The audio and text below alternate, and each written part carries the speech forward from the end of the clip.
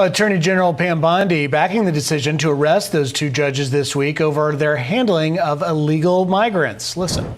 She put the lives of our law enforcement officers at risk. She put the lives of citizens at risk. A street chase, which is absurd that had to happen. But yes, she put a lot of people in danger. That judge did it. So did the other judge. Judge Cano is charged with. They were allegedly giving him assault rifles, AK-47s, AR-15s with a suppressor, a known TDA member, letting him go to a shooting range to refine and perfect his shooting skills.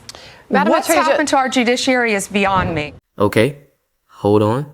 Stop everything you're doing right now, because what just happened in federal court is absolutely insane. Like, we're talking career-ending, potentially criminal level insane.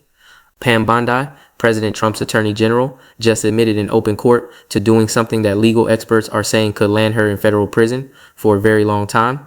And then, and this is where it gets wild, she literally stormed out of the courtroom as the whole thing collapsed around her. I'm not making this up. This actually happened. And the implications? They're massive. We're talking about the top law enforcement official in the country confessing to what appears to be a constitutional violation and then bolting when the consequences started hitting. This is the kind of scandal that doesn't just damage careers, it destroys them. So let me break down what went down, because the mainstream media is barely scratching the surface on how big this actually is. But before we go any further, real quick, let's be honest. You can't really trust mainstream media anymore. That's why we built Pump Politics, to bring you real stories, real context, and no corporate spin. If you want to stay ahead of the headlines, join our free newsletter. We'll send the news straight to your inbox every day. Just click the link in the description to join. And if you just want to support what we're doing, join us, be part of the community that actually cares about the truth. All right, let's get back to the video. Can we talk about those grants and the restoration of them, please? Yeah, and Senator Booker, I had stated earlier that yes, we did terminate grants. We have an appeal process. We have turned some back on. We are appealing. We are looking at some we have denied, some are still pending. I believe we have multiple appeals pending with New Jersey. Here's the setup. Bondi has been Trump's Attorney General, right? And she's been going after Trump's enemies hard. We're talking about prosecutions of people like James Comey, the former FBI chief, and Letitia James, the New York Attorney General, who's been investigating Trump for years. Bondi appointed a special prosecutor to go after these people. But here's the problem. And this is a huge problem. That appointment was constitutionally defective, like it didn't follow the proper legal procedures. It violated the appointments clause of the Constitution.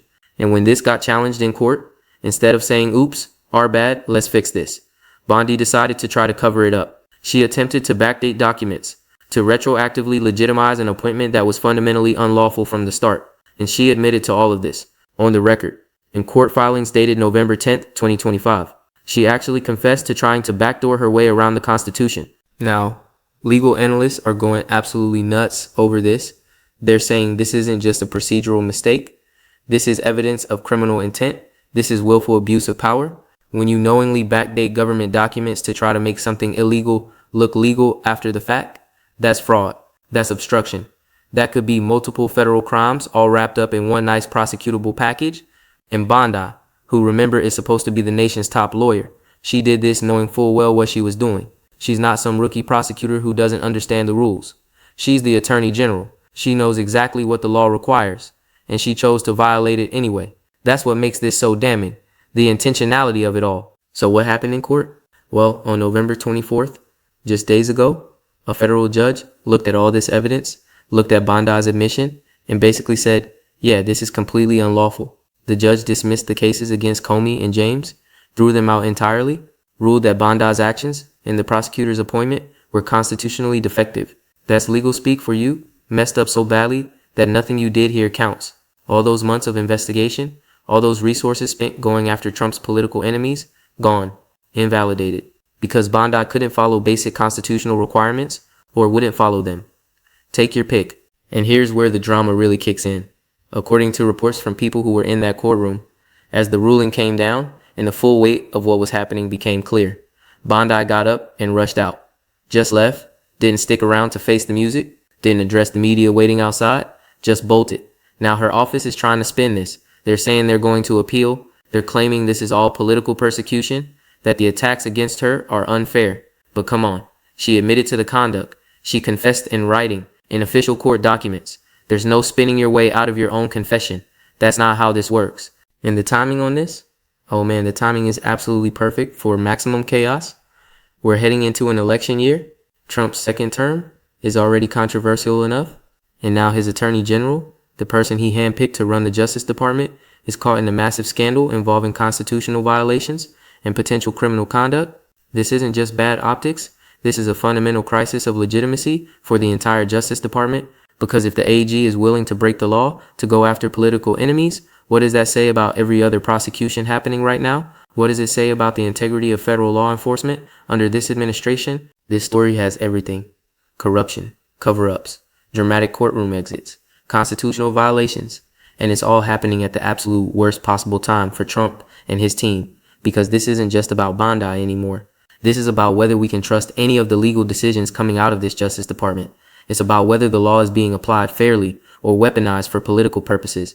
And right now, based on what we're seeing, it's looking a lot more like weaponization than justice. So buckle up, because we're about to dive deep into this scandal, and trust me, it gets so much worse the more you learn. Alright, let's get into the details here, because this story has layers that most people aren't seeing yet. The surface level, Bondi admitted to backdating documents and stormed out of court. That's wild enough. But when you dig into what actually happened and why it matters, this thing becomes absolutely explosive. So let me walk you through this step by step, because understanding the mechanics of what Bondi did is crucial to grasping just how serious this is. First, we need to talk about the appointments clause. This is part of the Constitution that lays out how certain government officials have to be appointed. It's not complicated. There are specific procedures you have to follow. If you're appointing someone to a position of significant authority, especially someone who's going to be prosecuting people, there are rules. You can't just wake up one morning and decide, hey, you're a federal prosecutor now, go arrest my enemies. There's a process. There are checks and balances. The founders put this in the Constitution specifically to prevent the kind of abuse we're seeing here. So what did Bondi do?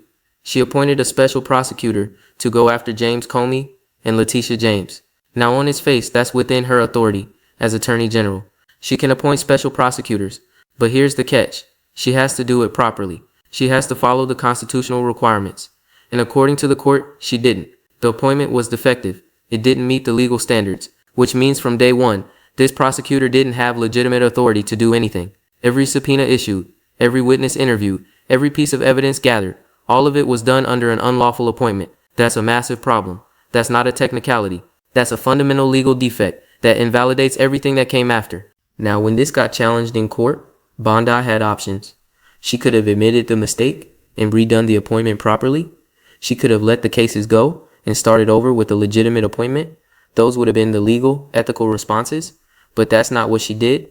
Instead, according to court filings and testimony from November 10th, she tried to retroactively fix the problem. She attempted to backdate documents to make it look like the appointment had been done correctly from the start. That's where this crosses from mistake into potential crime, because when you knowingly falsify government documents, when you try to create a false record to cover up a legal violation, you're not just making an error, you're committing fraud. You're obstructing justice. You're abusing your power in ways that are explicitly criminal. Legal experts who've been analyzing this are using really strong language. One analyst said this kind of conduct could land you in federal prison for a very long time. That's not hyperbole. That's a sober assessment of the criminal exposure Bondi might be facing, because intent matters in criminal law. If you accidentally mess up an appointment, that's one thing. If you knowingly try to cover it up with falsified documents, that's something else entirely. In Bondi's own admission, her own words in court filings, those establish the knowing, willful nature of what she did. She gave prosecutors the evidence they'd need to prove criminal intent.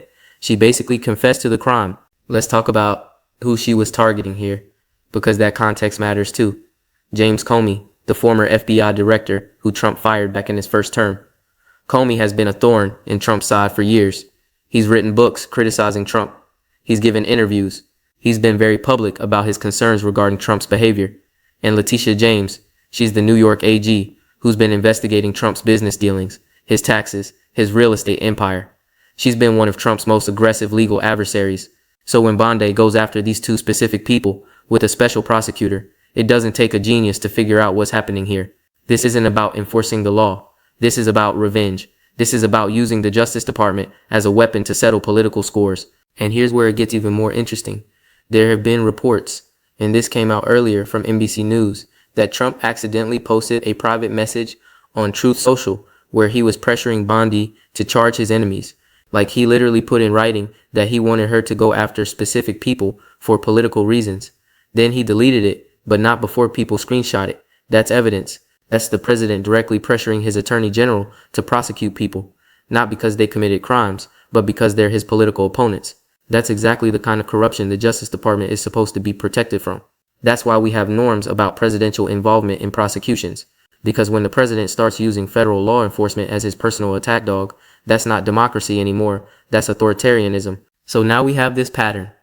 Trump pressuring Bondi. Bondi appointing a prosecutor to go after Trump's enemies. That prosecutor being unconstitutionally appointed. Bondi trying to cover up the defective appointment with backdated documents. And then a federal judge seeing through all of it and shutting the whole thing down. That's not just one mistake. That's a pattern of misconduct from the top levels of government. And when the judge issued his ruling on November 24th, dismissing the cases against Comey and James, he was sending a clear message. The courts are not going to tolerate this kind of abuse. Even if you're the attorney general, even if you're working directly for the president, the Constitution still applies. The rule of law still matters. But Bondi's response to this ruling tells you everything you need to know about how she views her role. Instead of accepting responsibility, instead of acknowledging that maybe they screwed up and need to do better, her office immediately announced they're appealing. They're doubling down. They're claiming this is all political, that the judge is biased, that the attacks against Bondi are unfair persecution. It's the same playbook we've seen over and over from this administration. When caught doing something wrong, deny, deflect, and claim victimhood, never admit fault, never take responsibility, just attack anyone who tries to hold you accountable. And that courtroom exit, man, that's going to be remembered. Because optics matter in politics. And the image of the attorney general rushing out of court as her cases collapse and her conduct gets exposed. That's devastating. That's not what confidence looks like. That's not what innocence looks like. That looks like someone who knows they're in serious trouble and doesn't want to face the consequences. Whether that's fair or not, that's how it's going to be perceived. And in the court of public opinion, perception is often reality. Now let's talk about the broader implications, because this isn't happening in a vacuum. Public trust in the Justice Department is already at historic lows. People on the left think it's been weaponized to protect Trump and attack his enemies. People on the right think it's part of the deep state trying to take down Trump. Both sides have lost faith in the institution. And scandals like this, where the AG is caught violating the Constitution to pursue political prosecutions, that just confirms everyone's worst fears. It doesn't matter which side you're on. This makes the Justice Department look corrupt and politically compromised. And once that trust is gone, it's incredibly hard to get back. There are also questions about who else knew about this. Was Bondi acting alone? Did people in the White House know about the defective appointment? Did they know she was trying to backdate documents? Who signed off on this? Because if this goes higher than just Bondi, if there are White House officials who are involved in or aware of this scheme, then we're talking about a much bigger scandal. We're talking about potential obstruction charges, conspiracy charges, maybe even RICO, if you can connect enough dots. This could be the tip of a very large iceberg. And here's something else people need to understand. Bondi's admission and the judge's ruling, they don't just affect these two cases. They potentially call into question every prosecution and every legal action Bondi's Justice Department has taken. Because if she's willing to violate the Constitution to go after political enemies, what else is she willing to do? What other corners is she cutting? What other rules is she ignoring? Defense attorneys in other cases are going to start asking these questions. They're going to point to this scandal as evidence of a pattern of misconduct. And judges are going to have to take those arguments seriously. This could create a cascade of legal problems that extends far beyond Comey and James. The political fallout is also going to be massive. Democrats are already calling for Bondi's resignation. Some are talking about impeachment. They're saying she's unfit to serve as Attorney General. And honestly, based on what we're seeing, that's not an unreasonable position. If you admit to violating the Constitution and trying to cover it up with false documents, should you really be running the Justice Department? That seems like a pretty low bar for disqualification.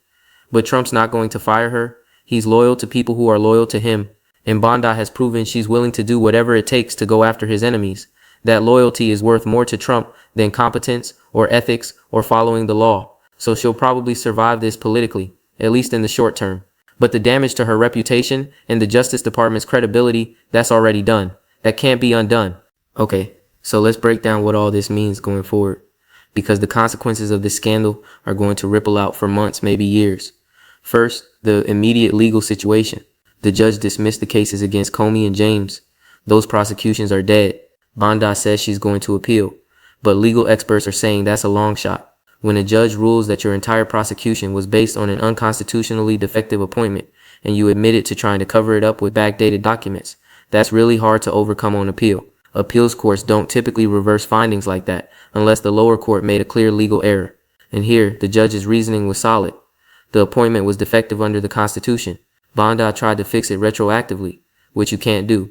End of story. So even if they file an appeal, it's probably going nowhere. Those cases are done. But here's what's more interesting. What happens to Bondi herself? Because we're now in a situation where the Attorney General has admitted to conduct that multiple legal experts say could be criminal. So who investigates that? Normally the Justice Department investigates federal crimes, but Bondi runs the Justice Department. She's not going to investigate herself. That's absurd. So does this go to a special counsel? Does Congress get involved? Does a federal prosecutor in a different district take it on? These are real questions that need real answers. Because if Bondi committed crimes and the evidence suggests she might have, someone needs to hold her accountable. Otherwise, we're basically saying the Attorney General is above the law. And that's not a precedent anyone should be comfortable with, regardless of their political affiliation. Second, the political ramifications. This is going to dominate headlines for weeks. Democrats are going to hammer this in every speech, every interview, every campaign ad. They're going to tie Republican candidates to Trump and Bondi in this scandal. They're going to ask, do you support an attorney general who admits to violating the Constitution? Do you think it's okay to weaponize the Justice Department for political revenge? Those are devastating questions in swing districts, and Republicans are going to struggle to answer them. Because if they defend Bondi, they're defending constitutional violations and potential crimes. But if they criticize her, they're breaking with Trump. And breaking with Trump in today's GOP is political suicide. So they're stuck. They're going to try to ignore the question, change the subject, talk about anything else. But this isn't going away. This is too big, too serious, too well documented to just disappear. Third, what this means for Justice Department credibility. We're now at a point where the public has documented evidence that the Attorney General tried to use defective appointments and backdated documents to prosecute political enemies. That's Banana Republic stuff. That's the kind of thing we criticize when it happens in other countries. And it's happening here in America in 2025. The long-term damage to institutional trust is going to be severe. People need to believe that the Justice Department enforces the law fairly without political bias. But how can you believe that when the AG is caught red-handed abusing her power? You can't. And rebuilding that trust is going to take years, maybe decades. It requires consistent ethical behavior, transparency, accountability. And right now, we're seeing none of that from Bondi or the Trump administration. Fourth, the impact on ongoing investigations and prosecutions. Every defense attorney in America just got a new argument. They can now point to Bondi's conduct and say, look, the AG has proven she's willing to violate the Constitution and falsify documents to achieve political goals. How do we know our case isn't tainted by that same corruption? And judges are going to have to take that seriously. They can't just dismiss it out of hand because it's true. The AG did those things. She admitted it. So there's going to be a lot of litigation challenging other Justice Department actions, other prosecutions, other investigations. Some of those challenges will succeed. Some won't. But all of them will further undermine the department's credibility and effectiveness. And that hurts everyone. Because we need a functioning, trustworthy Justice Department, we need to know that federal law enforcement is operating with integrity. This scandal makes that much harder to believe. Fifth, the personal consequences for Bondi. Her reputation is destroyed. Even if she never faces criminal charges, even if she keeps her job, she's now known as the AG, who admitted to constitutional violations and backdating documents. That's her legacy. That's what law students will learn about her. That's what history will remember. And politically, she's toxic now. After this administration ends, she's not getting appointed to another government position. She's not going to be a respected legal commentator. Firms might not want to hire her because of the scandal. Her career trajectory just took a massive hit. And honestly, it's self-inflicted. She made the choices that led here. She decided to try to cover up a defective appointment instead of fixing it properly. She has no one to blame but herself. Sixth, what this tells us about Trump's approach to law enforcement. This scandal is part of a pattern. Trump has consistently pushed for the Justice Department to go after his enemies and protect his allies.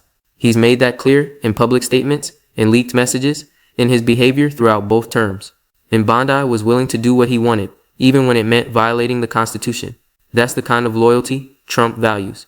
Not loyalty to the law or to the institution or to the American people. Loyalty to him personally. And that's dangerous because when the president views law enforcement as a personal tool rather than an independent institution, democracy starts breaking down. The rule of law becomes the rule of whoever's in power. And that's not how this country is supposed to work. Seventh, the international implications. Other countries are watching this. Our allies, our adversaries, everyone.